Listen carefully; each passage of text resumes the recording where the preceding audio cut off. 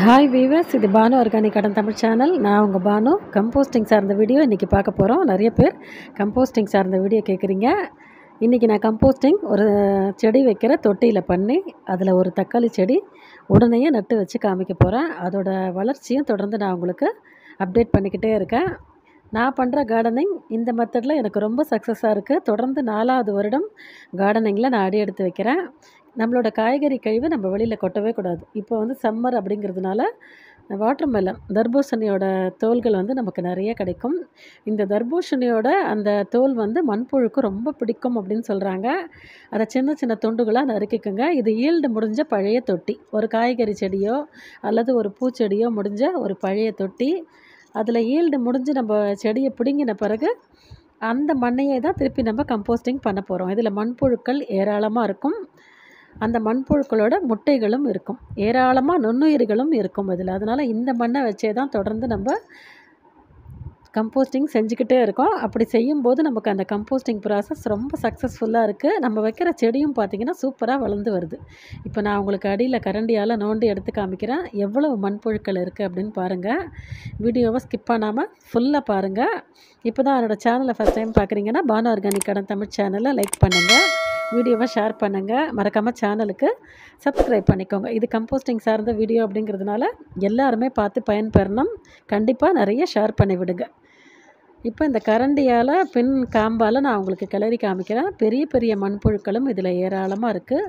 குட்டி குட்டியான மண்புழுக்களும் எக்கச்சக்கமாக இருக்குது. இப்போ நிறைய பேர் வந்து உதாரணத்துக்கு கம்போஸ்டிங் ப்ராசஸில் சூடு வரும், உடனேயே மண்புழுவை விடக்கூடாது அப்படின்லாம் சொல்கிறாங்க. அப்படிலாம் எதுவுமே கிடையாதுங்க. இந்த மண்புழு இதில் எக்கச்சக்கமாக இருக்குது. இந்த மண்ணையே தான் திருப்பி நான் கம்போஸ்டிங் பண்ண போகிறேன். உடனேயே தான் அதில் மண்புழுக்களை நான் போட போகிறேன். இது மாதிரி நான் செய்கிறதுனால என்ன நடக்குது மண்ணில் அப்படின்னு கேட்டிங்கன்னா, மண்புழுக்கள் எனக்கு ஏராளமாக பெருகுதுங்க. இந்த மண்ணில் தொடர்ந்து மண்புழுக்கள் அதிகமாக பெருகிக்கிட்டே இருக்கே தவிர ஒரு மண்புழு கூட செத்து போயோ அல்லது சூடு வருதே மண்புழுக்கு ஆகாதேன்னு சொல்கிறாங்களேன்னு நானும் ட்ரை பண்ணி பார்த்தேன். எதுவுமே ஆகலை. அந்த மண்புழுக்கள் அந்த காய்கறி கழிவுலேருந்து ஒரு தண்ணி கசியும் பார்த்திங்களா, அதில் நல்ல கொழு கொழுன்னு இருக்குங்க.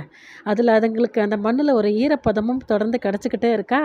காய்கறி கழிவையும் சாப்பிடுது, சூடு இல்லாத இடத்துல போய் அது வந்து சேவாக இருந்துக்குது.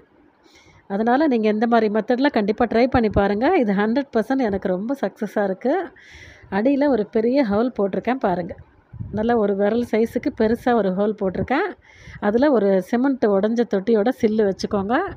அதுக்கு மேலே இப்போ ஈல்டு முடிஞ்ச மண் வச்சுருக்கேன். இது பார்த்திங்கன்னா கம்போஸ்டிங் ஒரு 50% டு ஒரு 70% கம்போஸ்டிங்கான மண். ஆல்ரெடி கம்போஸ்ட் பண்ணியிருக்கோம் பார்த்திங்களா, அந்த மண்ணையே திருப்பி கொஞ்சம் போட்டுக்கோங்க. எதுக்காக அப்படின்னு பார்த்திங்கன்னா, இந்த கம்போஸ்டிங் முக்கால்வாசி ஆயிருக்கு பார்த்திங்களா இந்த கிளைகளில். இந்த மண்ணையே இந்த கிளை குச்சியை நம்ம திருப்பி திருப்பி பயன்படுத்தும் போது இந்த காய்கறி காஞ்ச இலை சத்தை நம்ம அடியில் போடுறோம் பார்த்திங்களா, அதில் போய் அந்த மண்புழு ரொம்ப சேவாக இருந்துக்குதுங்க, பத்திரமா இருந்துக்குது. மேலே சூடு ப்ராசஸ் நடக்கும்போது அது அடியில் போய் சேவ் ஆகிக்குது. சூடு குறைய குறைய அது தானாகவே மேலே வந்து மண்புழுக்களை இது காய்கறி கழிவை சாப்பிட ஆரம்பிக்குது இந்த மண்புழுக்கள். அதனால் காய்ந்த இலை சருகோ இல்லை இந்த மாதிரி கிளை குச்சி ஈல்டு முடிஞ்ச கீரை தண்டுகள்லாம் கடைஞ்சால் காஞ்சது இருந்தால் போட்டுக்கோங்க அடியில். அதுக்கு மேலே இந்த ஈல்டு முடிஞ்ச அந்த பழைய மண்ணை 2 கைப்பிடி போட்டுக்கோங்க. அதுக்கு மேலே காய்கறி கழிவு. இதில் ஆரஞ்சு தோல் இருக்குது, வாட்டர்மெலன் தோல் இருக்குது, சுண்டல் சாப்பிட்டு அந்த இலை கொடுப்பாங்க பார்த்திங்களா அந்த தொன்னை, அது கூட மக்கக்கூடிய ஆர்கானிக்கான கழிவு. தோசை இருக்குது, தோசையை நல்லா வரவரன்னு காஞ்சி போய் போட்டுக்கோங்க. கீரை தண்டு, தேங்காய் நார், வெங்காயத்தோல்னு எல்லாமே இருக்குது இதில். கருவேப்பிலை, கொத்தமல்லின்னு எல்லாமே இருக்குது. சக்கரவள்ளி கிழங்கு கூட 2 இருக்குது பாருங்கள். இந்த சக்கரவள்ளி கிழங்கு கூட முளைக்கிறதுக்கு 100% வாய்ப்பு இருக்குது. குச்சி மாதிரி 2 சக்கரவள்ளி கிழங்கு போட்டிருக்கேன். இது முளைச்சி வரும்போது நான் உங்களுக்கு கண்டிப்பாக காமிக்கிறேன். இப்போ 2-3 கைப்பிடி நான் காய்கறி கழிவு போட்டேன்னா இப்போ கம்போஸ்டிங்கான மண், ஆல்ரெடி கம்போஸ்ட் ரெடியான மண் கருப்பாக இருக்குது பாருங்கள். ஒரு 80% கம்போஸ்ட் ஆன மண்ணையே திருப்பி ஒரு கைப்பிடி அது மேலே போட்டுக்கிறேன். அதில் நுண்ணுயிரிகள் ஏராளமாக இருக்கும். சீக்கிரமாக உங்களுக்கு கம்போஸ்டிங் ப்ராசஸ் நடக்கும். நம்ம போடுற கழிவு ரொம்ப ஃபாஸ்ட்டாக மக்கும் இந்த கம்போஸ்ட்டு சேர்க்கும் போது. அதனால் உங்கள்கிட்ட காய்கறி கழிவு கம்போஸ்ட் இருக்குன்னா அதுலேயும் ஒரு கைப்பிடி போட்டுக்கோங்க. இப்போ திருப்பி காய்கறி கழிவு, காய்ந்த சாமந்தி பூக்கள், வாட்டர்மெலன். இப்போ வந்து சம்மர் அப்படிங்கிறதுனால எனக்கு தர்பூசணியோட தோல் வந்து நிறைய கிடச்சிது. அந்த தர்பூசணி தோலை சின்ன சின்ன துண்டுகளாக கட் பண்ணிக்கோங்க. இது ஒரு 2-3 நாள் சேர்த்து கழுவுங்க, அவ்வளவுதான். நான் நிறைய நாள் சேர்க்கலை.